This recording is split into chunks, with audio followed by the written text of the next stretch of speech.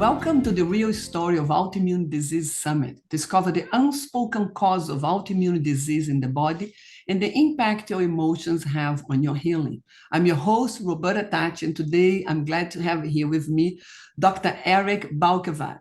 Dr. Eric Balkevaj is the owner and founder of Rejuvagen, a functional medicine clinic in Chatsworth, Pennsylvania. He's nationally recognized speaker and educator on various health-related topics, including thyroid physiology, biophysiology, detoxification, oxidative stress, methylation, and chronic illness. He's a functional medicine practitioner, board certified in integrative medicine, along with being a licensed chiropractor in Pennsylvania. Dr. Balkevaj is the co-host of Thyroid Answers podcast. He has made it his mission to change the way medicine looks at hypothyroidism. He's the co-author of the book, The Thyroid Debacle. The book, co-written by Dr. Kelly Haldeman, addresses the problems with current allopathic and functional medicine approaches to hypothyroidism, as well as the solutions to restoring thyroid physiology. Hello, Dr. Eric. Welcome. Hello. Thanks for having me on the summit. Sure. So thank you for being here. So the title of our interview is The Thyroid Debacle. So I would like to begin asking you, what is wrong with the current model of thyroid assessment? And then we can go and talk about treatment. But let's go first into the assessment. So I think the big thing about it is that we wait to identify hypothyroidism until the patient's lost 90% of the function of their gland. So that is not the beginning of a thyroid condition. That's kind of the end of a thyroid condition. And so that would be like not helping somebody or saying somebody doesn't have a cardiovascular condition until they have a fatal heart attack, or they don't have a blood sugar regulation problem until they develop full-blown diabetes. So I think the way the allopathic model is set up is that we wait until the thyroid gland has lost 90% of its function, and then and then we assume that if we just put thyroid hormone back in, that everything should turn back on.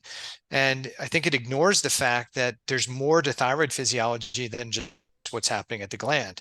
Thyroid hormone has to be transported into the bloodstream. Thyroid hormone has to become free of the transport mechanisms. Thyroid hormone has to be transported into the cell. Thyroid hormone has to be converted to T3 and bind to receptors. It has to then be metabolized appropriately.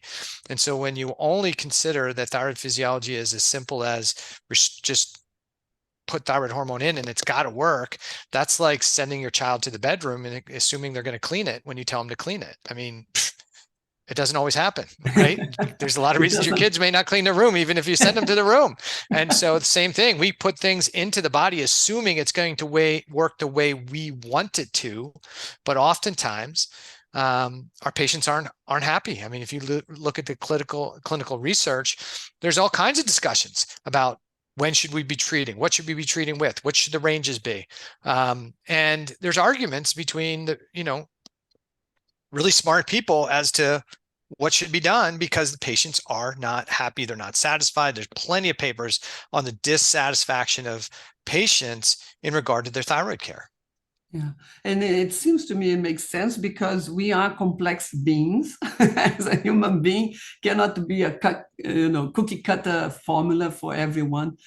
Plus, I think the thyroidism or hypothyroidism is a more complex thing than just give a pill and fix that, or kill the thyroid, or let it die, or let it begin to just give a pill to solve that. Right. Yeah. So what is the new paradigm of how we should be assessing the thyroid physiology? Well, I think we have to take a broader look at what's going on when we take a look at somebody. One of the things that happens, especially in allopathic medicine, is because a third party is involved, they want to run as few tests as possible to limit the cost, and just have tests focused on diagnosis of disease and tests that are focused on whatever the treatment strategy is. And so instead of looking at all of the thyroid panel and seeing, okay, what's happening with how much T4, how much of that T4 is converting to that T3, how much of that T3 is getting to the tissue, how much of that T4 is being deactivated, how's it working at the tissue level by looking at blood sugar markers and cholesterol markers. We simplified this all down to two markers, a TSH and a free T4. And that does not tell the story of what's going on with thyroid physiology. And when the primary challenge that most of us struggle with is some level of chronic low-grade inflammation, and we're not even looking at inflammatory markers when we take a look at thyroid physiology, we miss the big picture. Because if somebody's got a chronic inflammatory state, there's going to be reduced conversion of T4 to T3. And so we're going to have slower metabolism. When there's inflammation, there's going to be increased conversion of T4 to T3 at the hypothalamus in the brain. And so it's going to, an inflammatory condition, which most of us are struggling with to some degree, suppresses TSH in the early phase of chronic issues. So the TSH could look normal, even though somebody has clear signs and symptoms of hypothyroidism in the tissues. And so what I'm advocating for is that we step back and take a broader look at what's going on and say, all right, I need to take a look at a person's health history. I need to take a look at a person's health timeline. I got to look at their habits, their behaviors, their diet, their nutrition. And then I need to look at a broader lab panel so I can put everything in context. Because when you only look at TSH and T4, it tells a very simple story, and it makes it simple to treat because that number's TSH is high, free T4 is low. I give enough T4 to normalize TSH and all's good. But it looks good because you only run two tasks. But when you look at the bigger picture, you might see that not only does the labs may go back into reference range, but it's not creating well-being in the client, and it's not necessarily improving lab values and what's going on with the rest of the lab panel. So and we have to do a better job. So could also be that it's not even going to the root cause of what even is, like if you're looking at just the TSH or T3, the test will not, it's kind of a narrow view, if I'm understanding right, and it's not bringing also what is the root cause, what is the cause that happened, that the thyroid is behaving that particular, or the hormone is behaving a particular way, right? It never looks at the root cause, right? It's assuming the root cause is that the gland became dysfunctional. I think if you polled 100 medical physicians and asked them what causes hypothyroidism, I think the vast majority of them would say it's idiopathic, and the vast majority of the cases are immune related, right? We know it's in 95, 97, whatever we want to argue the number is, the vast majority of the cases are immune oriented. There's a small percentage where it's iodine deficiency, possibly. Some people argue it's all iodine deficiency. Some people say it's all iodine toxicity. But at the end of the day, it's probably less likely that the vast majority of the cases are iodine deficiency, and more likely that most of the cases are immune driven. Now, just like in cardiovascular disease, or high blood pressure, allopathic medicine really isn't set up to address root cause issues. Their goal is to diagnose a condition and then manage that condition. I mean, that's kind of what it is. It doesn't mean it's right or wrong. It's just different than what we do in functional medicine, and it often doesn't lead to a higher state of health and well-being, but what it often leads to is the management of a chronically degenerating person. Yeah, wow. And to be conscious of that, I think that's why the summit is all about autoimmunity, because to bring more awareness and consciousness that there is a different way of seeing autoimmune disease problems, thyroid, like even other chronic conditions, that is different from the allopathic view, which brings the human being as a whole, right? And then also going toward the root cause, going toward what could be the reason the body is in that particular way, in the particular moment of their lives.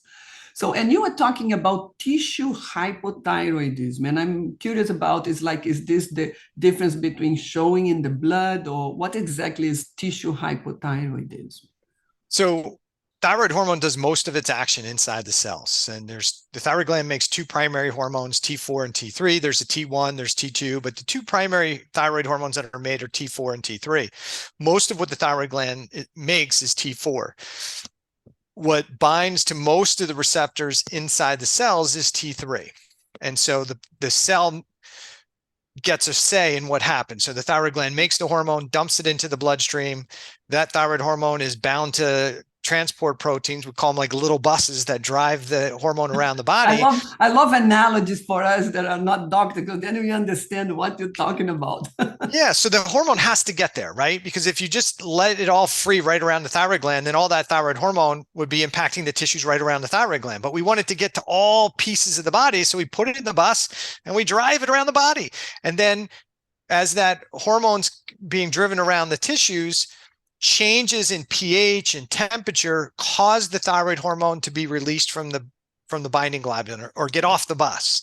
And now that hormone becomes free hormone. And that free hormone then can get transported into the tissue, or it can get broken down, metabolized, but it becomes free. Once it becomes free, the cell then gets to make a decision what happens.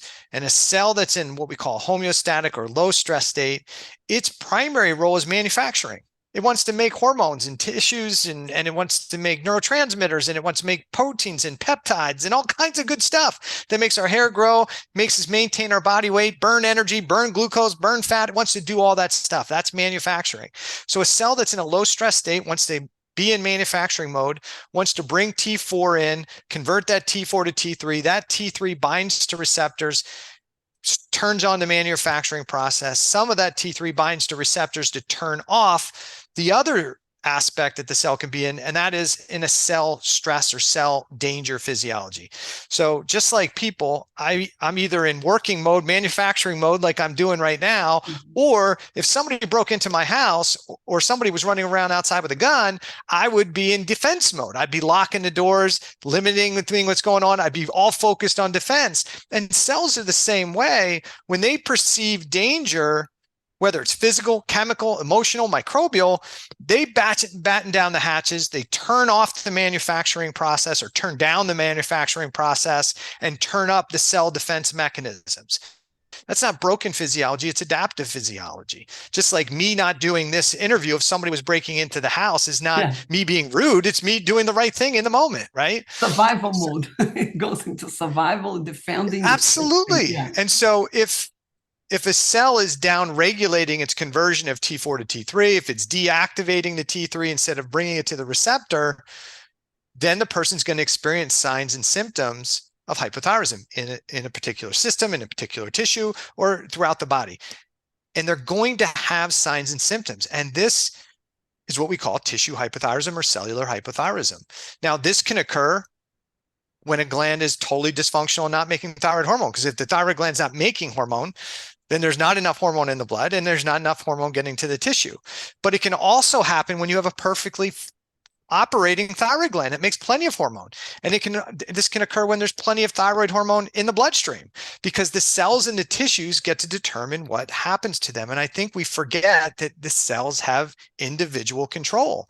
If they didn't, we would be in big trouble, because that means if I need to increase the metabolism to my muscles to run, I'm also increasing the metabolism to my bowels. So I'm going to lose my bowels and I'm going to have more stomach acid jumped in there. And I'm going to have a whole bunch, sex hormones are going to fire up. Everything's going to fire up when I want to run. That's not a good model for survival, right? So the body is smarter than we give it credit. So I say that there's typically what happens to a lot of people, and this is in your wheelhouse. We talked about this before. When we think about trauma and emotional stress and what goes on, when we have that type of, hey, I'm in a traumatic event, what happens to people? They're not hungry. They don't want to eat. They have anxiety. They can't sleep. They can't rest. Well, why is that? Because the body's like, listen, I've got a bigger thing I've got to deal with right now. I'm not going to have sex right now. I'm in stress mode, right? I'm being Yeah, chased by the I'm proverbial not going tiger. to even digest my food. I'm like in the trenches, I'm in the trenches now, just going to survival mode. There's a lot of tightening and contraction in the body to have blood flow for where is necessary Right. for So I to think this run is or to fight, right? Yeah. right. So I think what we see when I call tissue hypothyroidism, that's the person who's struggling with tiredness and fatigue and weight gain. They have signs and symptoms, but if their thyroid gland is still functional, maybe it's at 70% capacity, maybe it's at 90% capacity, maybe it's at 50% capacity, whatever, their TSH is still normal. And this is when they go to the physician and the physician says, there's nothing wrong with you. Your thyroid gland is fine. Maybe you're eating too much. Maybe you're just stressed out. Maybe you don't exercise enough, whatever. But this is already happening. Anytime you get a cold, what does your body do? There's a virus. I'm slowing down metabolism. I'm ramping up inflammation. I'm increasing heat, right? All of those things, we feel ill, but that's not broken physiology. That's doing their job, right? That's adaptive, right? We're trying to protect, right? I'm slowing down the stuff so that I don't provide resources. Sorry about that, for a potential bacteria, virus, or whatever it is, and instead I'm going to shift energy to that self-defense. So it's very interesting because we hear a lot about the fight or flight and everything, but I never thought about in terms of a cell defense or a cell in danger. And it's very completely makes sense to me because this is our body is, it's made of many trillions, I don't know how many, but trillions of cells. And it makes sense that would be. So do you think so the cell defense or the cell in danger would be also affected by the cortisol? The cortisol would be talking to the cells and that would be, or adrenaline or the hormones of stress response hormones would be what would make the cell go into a state of defense? I'm just wondering. Yeah, so there's a scientist, Dr. Robert Navio. He's written a bunch of papers on the cell danger response, and there's many cell danger theories, and he's done a nice job of pulling all those theories together into one paper to say, hey, there's different aspects of things that happen here in a cell defense mechanism.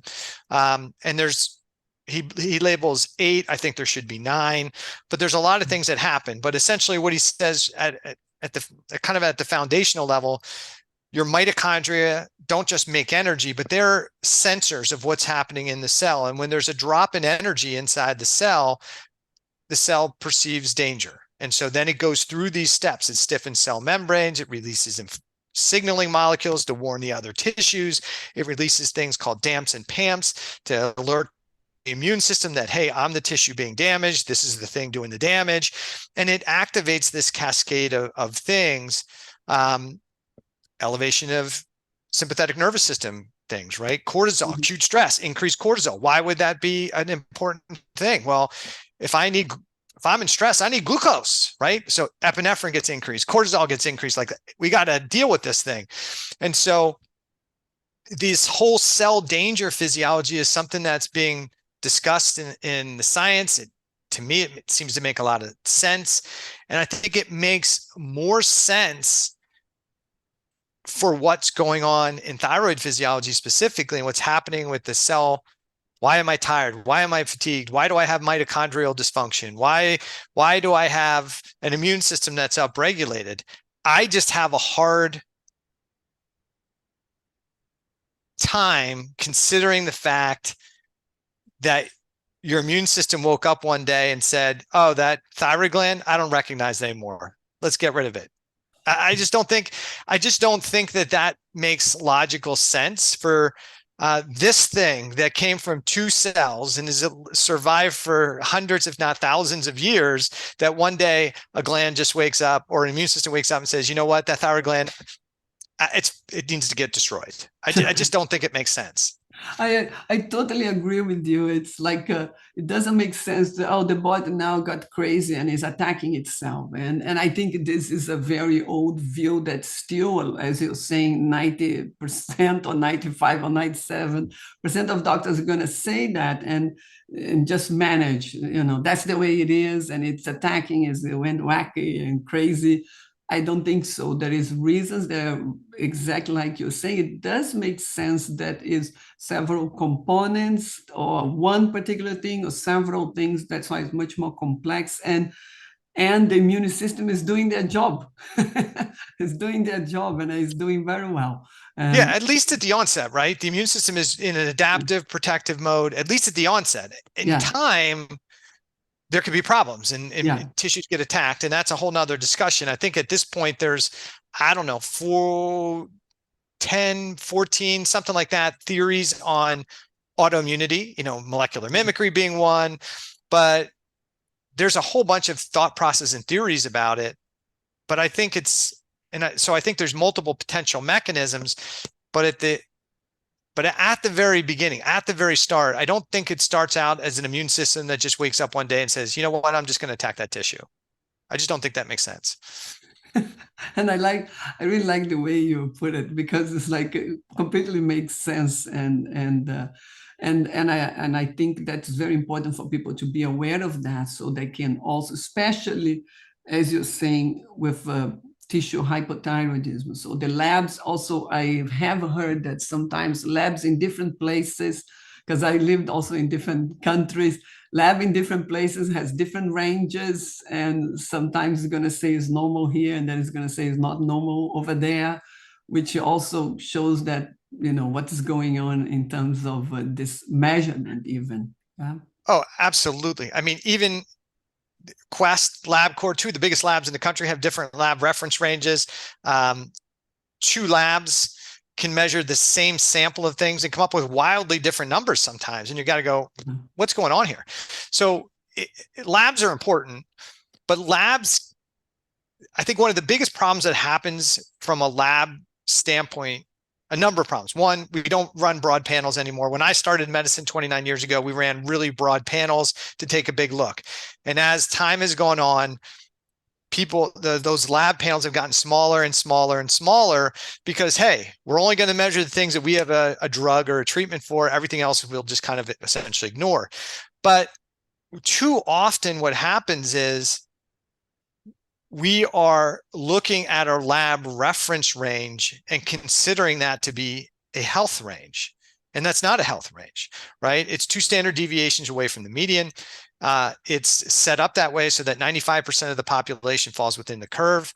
All you have to do is look around and realize that 50% of the US, definitely the US population, is overweight, obese, and has chronic health issues, right? And that's probably underestimated.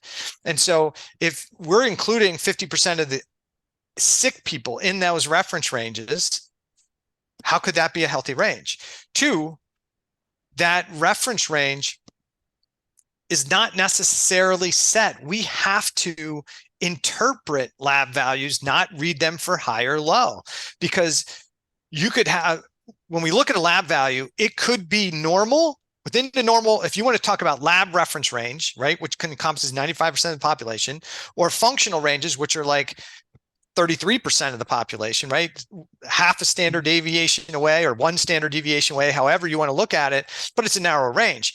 But regardless, I don't care where it is in that range, it could be normal and appropriate. If I feel awesome and I look awesome and my labs are awesome, then if the value is normal, I feel good, I function good, then it's probably normal and appropriate. But if the value is normal, but I look and feel ill, and I look and feel and have the signs and symptoms of hypothyroidism, but my TSH is normal, it's in the normal range, but it's not appropriate for me, right? Or for the person that's sitting in front of the physician. So we need to be able to interpret that. Now, a value could be abnormal and everybody's like, oh my gosh, it's abnormal. Well, it's abnormal, but it's totally appropriate for the person who's sitting in front of me. When somebody says, I feel awful, nobody can figure it out, and then I go over the labs, it's like, this is wrong, that's wrong, this is wrong, this is out of, oh my gosh, this is terrible. I'm like, no, this is awesome because you don't feel well and everybody's told you you're normal, but you're not normal. You want to know why your TSH is low? Because you have this inflammatory stuff going on that's suppressing your TSH. That's why it's normal, but it's not, it's inappropriate. So it could be normal and appropriate. It could be normal and inappropriate. It could be abnormal and appropriate, or a lab value could be abnormal and totally inappropriate for the person. If I came in and said, hey, look, I feel awesome. Just run my labs and tell me how awesome I really am, right? And my high sensitivity CRP comes back as an example at 45. As a physician, you better go, whoa, something's not right here. Maybe we better rerun that test. And you rerun it and it comes back at 45 again. You'd better be doing a job. You better say, that's a person who's got something sinister going on that we got to do a deeper dive, because they shouldn't have a CRP. That thing should be high sensitivity CRP. That should be less than 1. And they're walking around with a 45. I mean, I've probably had a dozen patients in 3 decades that have had cancer. They felt good, functioned great, thought they were super healthy. And we caught cancer just by running a broader panel. And by running a broader panel and finding a lab value that was totally abnormal and inappropriate for the person, we were able to get them to find the cancer probably way earlier than it would have ever happened, because nobody was running the test and the person probably wouldn't have gone to another physician because they felt great. Yeah, and this is so important, especially because early diagnosis with any disease or any condition, it's a chance to survive, chance to recover, chance to completely reverse and heal. It's much higher. But also, would you say that sometimes that happens in my work with I do a lot of embodiment and check. We help the person normally to even release anxiety from the body, and not only the mind, but the response in the body, that sometimes the person is not aware enough. Even I feel great, but then when you ask questions about sleep, when you ask other questions, sometimes in fact, they don't realize, or they're not very aware of how is their real situation. Well, because we don't know what optimal is. Right? Yeah. We don't. And sometimes we forgot long ago, many decades or years ago, I was optimal, but I forgot because I have been now in this compensating mode here. Right, because we look at things day to day, right? And so, hey, I felt like this yesterday, and I felt like that the day before, and I feel like that today, and so that must be normal, right? And it's common, but that's probably not normal. But when we look at things like in big chunks, right, we can see it's easier to see. Like if I didn't see you for now they're 5 years, I might be able to look at it and go, whoa, she's not doing too good. Something's up, because I haven't seen you day to day. But if I'm your spouse, right, I may look at you every day and say, I don't know, that's how she looked yesterday. It's how she looked the day before. And so you hear stories of people like turning on a TV and watching a TV show and saying, hey, there's something wrong with that person, right? And then sending that person like an email and saying, hey, there's something wrong with you. And they go get this thing that somebody saw checked, and like, oh my gosh, that person saved my life. How come all these people around me every day didn't say anything? Well, because it didn't change much from day to day, right? Yeah. And so, and a lot of times when people say, hey, I really feel good, I don't think there's anything wrong with me, and you start digging in, I don't sleep much, but that's not a big deal. Okay. Yeah, I snore at night, but that's not a big deal. I do it all the time. Everybody snores, right? I asked my friend, they snore. What's the big deal? That's not optimal health. And the other part of it is we don't have a good uniform definition of what health is. Yeah, exactly. It reminds me of something. This week, I was talking to a person that I know, and she was telling me that she's taking a little bit of the medicine for hypothyroidism. And I said, so you have hypothyroidism? No, I don't have hypothyroidism.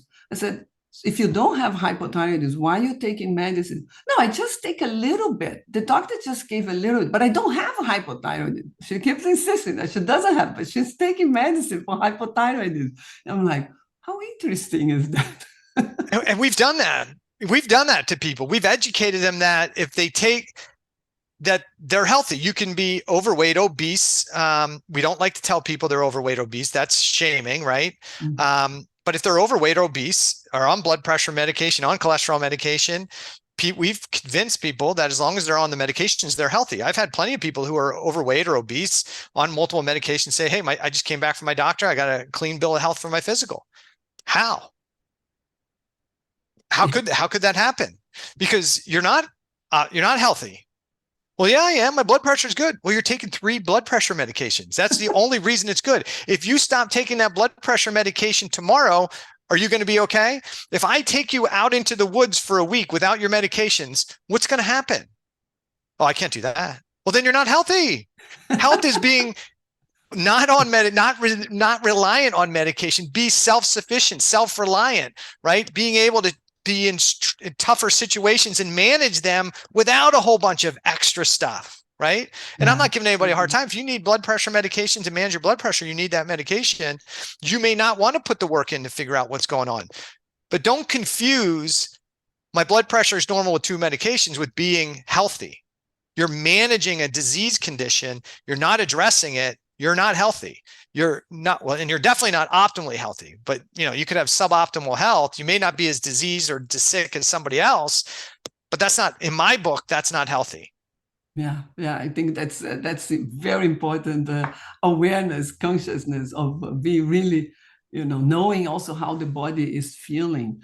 So what would you say in terms of inflammation? Because, autoimmune disease, we talk a lot about the inflammation in the body. And I know I have seen you giving some tips or some tools and things that the person can do to even check if they have inflammation, or what they can do at home for the audience that is here today.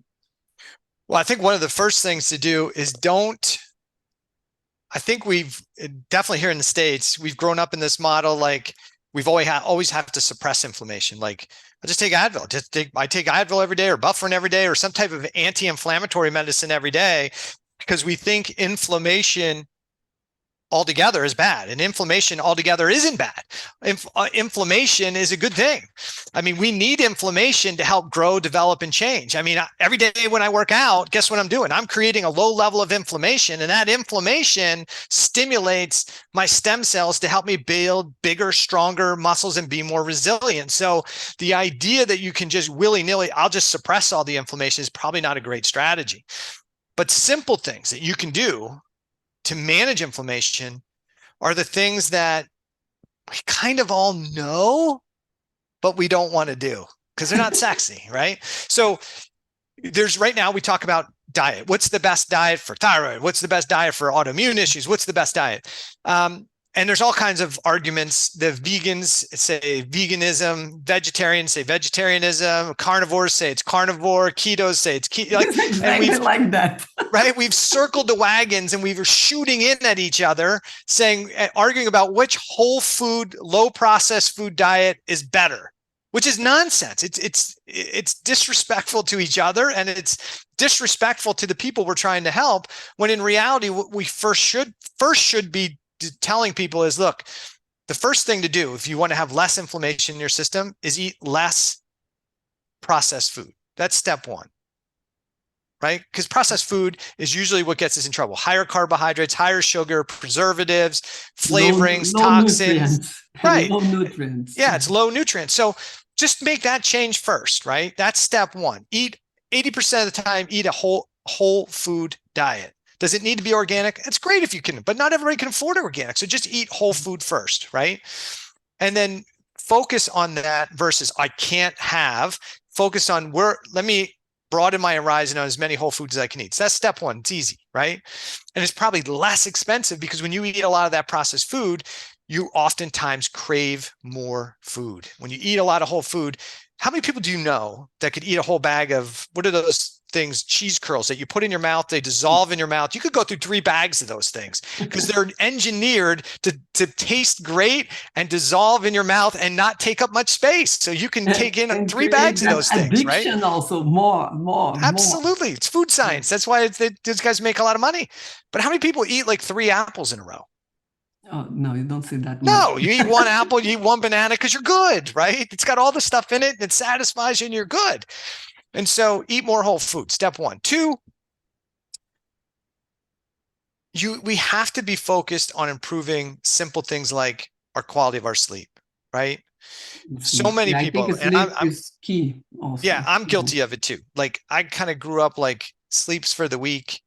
I could sleep when I'm dead, not realizing that not sleeping was just hastening my demise, right? And so quality sleep is important. Quantity and quality of sleep is important. So do whatever you can to protect your sleep times. Whether you like to get up early, like I do, go to bed early. But protect your sleep times. You need a good 7 plus or minus hours of sleep per night. There's plenty of research saying that when you get less than 6.5, 6 hours of sleep per night, it's just extremely detrimental to the physiology. So protect it, right? You may not be able to be perfect. And if you're having struggles with going to sleep, then that's a question you have to say, like, why am I doing that? If you're on your cell phone to all out, right before you go to bed, if you're, stressing about paying your bills and doing all those things, if you're doing a lot of things that are going to rev up your physiology right before you go to bed, probably not a good idea, right? So work on sleep habits and behaviors. There's plenty of free resources out there of things you can do to improve your sleep habits and sleep quality. The next thing I think is really important is improving your respiration. And that ties into sleep, because what happens with people who have chronic inflammatory conditions is at night, their mucous membranes swell, and now their nasal passages clog up. They can't breathe through their nose, so they open their mouth to breathe. And when you open your mouth to breathe, you create hypoxia. When you create hypoxia, that triggers cell danger. And now your thyroid physiology slows down. And now we're into this cascade of because my thyroid physiology is slowing down, I'm gaining more weight. And because I'm gaining more weight, I have more inflammation, and the inflammation triggers more congestion, and it just keeps going, right? So what can you do? Work on breath work. So important. It helps calm your sympathetic nervous system. And when you nasal breathe versus mouth breathe, it changes a lot of the chemistry in the body. Vasodilation occurs. It can drop your blood pressure. So what do? Work on breath work, breathing out. There's plenty of places you can get free exercises on what to do. And tape your mouth shut. It sounds crazy, right? You don't need duct tape wrapped around your head a bunch of times, but when you tape your mouth shut at night, it doesn't stop you from opening your mouth to breathe, but it helps encourage your mouth to stay shut, and it forces your nose to breathe through your nose, which then creates vasodilation, which, guess what, keeps your nasal passages open. And that impact of that can be huge, because if I'm hypoxic through the night, guess what? I continue to wake up through the night. I continue to increase epinephrine, cortisol, because I think I'm dying, I'm suffocating. And so that disrupts our sleep, produces more blood sugar in the system, right? Revs the system up. And two, when I'm mouth breathing at night, I'm changing my oral biome. And when I change my oral biome, create gum disease and issues, guess what? There's a lot of bacteria in there that typically the only way it gets into the body is going through the gut. And if I don't have enough stomach acid or pancreatic enzymes or bile, some of that stuff can get built up in there. It can get cross through leaky barriers.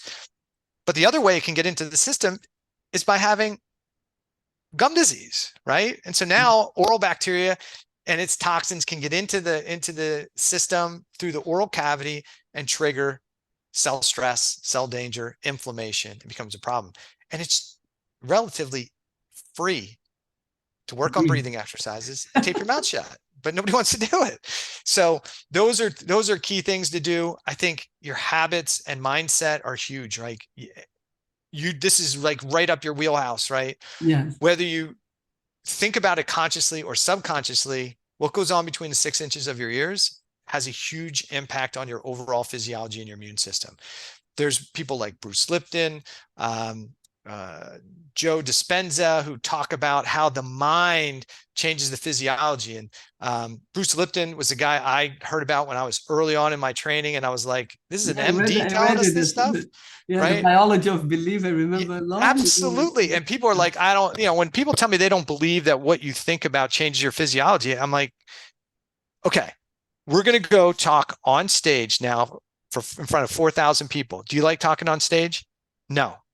Okay. And so I'm like, we're going right now. And they're like, there's no way. And they start to perspire, right? They feel nauseous. They want to puke. They want to pee. They want to poop, right? They want to pass out. And you're like, we haven't even done anything, right? We just Just talked an about what we're idea, doing. just an idea is Just an already enough idea. to shift like this. Yeah. People are the same way. Hey, we're going to get on a plane. Oh my God, I can't get on a plane. And they start sweating, have anxiety attack. But think about that. If you're focused, if your internal dialogue, conscious or unconscious, is I don't feel well, I don't feel well, I don't feel well, guess what? You're probably not going to feel well, Well. right? If everything's going to kill me, guess what? You're probably going to be in chronic stress response, right? So we have to watch that internal dialogue. It's not that negative stuff doesn't happen to us, but I talk about emotional fitness. You probably have a different term for it, but emotional fitness is how quickly I can take this negative thing that happened and turn it and spin it into some type of positive response. And I get yelled at. Oh, like nothing bad happens to you? No, bad stuff happens to me all the time. But you got to look at those things as a learning experience. How fast you can switch. Like if I always remember I was walking through the street and the little dog, I was very relaxed, and the little dog, the woman was walking her dog, it came and I felt my stomach contracted like this. And as we passed, I said, okay, let's soften the stomach because no need, the dog is gone. And I could feel like relaxed internally. When the other lady was coming with another dog, I was already aware, and I said, no need to tighten the stomach. Nothing has happened yet. Stay there. And then the dog didn't even come close to me. I was okay. And I think it looks a very simple thing, but it's like a key, because if you keep contracted and contracted and contracted and nothing is happening anymore, the person keeps being contracted because something happened even 5 years ago and is still contracting and defending without noticing. So it's this changing the emotion, change the physiology immediately. Yeah, Absolutely. And we don't think about it, right? And we don't think it makes a change, but it does. But it's that incremental change, like day in, day out. We have this stress response because we're worried about what could happen, or this happened to me before. Yeah, get over it, right? And that sounds mean, but if I live in that, so then I come in and say that is very gentle way to get over it. Right. I'm a little rough around the edges, right? But I can't really worry about what happened in the past, and I can't predict what's going to happen in the future. So I might as well stay present, deal with what I can do. If it happens, that stinks. I need to do something else. And many times people are like, well, this person did this to me. Well, they did. But if you continually work on that, not only did they do something to you, but you're allowing them to continue to do something to them. And they probably don't even know that they did anything, right? And the story I'll tell sometimes is one day I was driving into work. Some guy cut me off. I was irritated to begin with, and he cut me off, and I was like, oh, and I'm mad, and I finally get up next to him, and he's driving his nice big Mercedes Benz, and he's sitting there picking his nose in traffic, and I'm like, you got to be kidding me. I'm letting a guy who's picking his nose upset me, right? What am I doing? Right? And so he had no idea what he did. And I had my pity party. And then when I saw that, I was like, man, I can't let that guy have dominion over me. I cannot, because it's also empowering yourself instead of giving your power all away to someone else. Right? But that's a muscle too, right? So we need techniques, we need to practice, we need to keep working on it, because it's so easy to get caught up in it and continue to let it bring us down. And if we talk to our friends and family and they're in that mode too, man, you can get really trapped. But something you suggested can help a lot, which is the breathing, because the breathing also helps you to be very present. You cannot focus on your breathing and be thinking of many things because you're noticing how the breathing is going. So being on the present, being in the present moment is key to perceive really what is happening. So we are coming to an end. It has been a great session. Thank you so much. And I just want to mention to the audience that we have a gift from Dr. Eric today, which is a free 15-minute consultation. I have the button here. It's just you click the button and you have this connection to have a free consultation. And before we finish, I always like to ask a final word for people who are suffering from hypothyroidism, what would you say as a final word to them? I think the most important thing is to consider, stop listening to the noise that your body's attacking you. That's a very disempowering place to come from. If you start taking that in, you're doomed. And I've been doing this 29 years.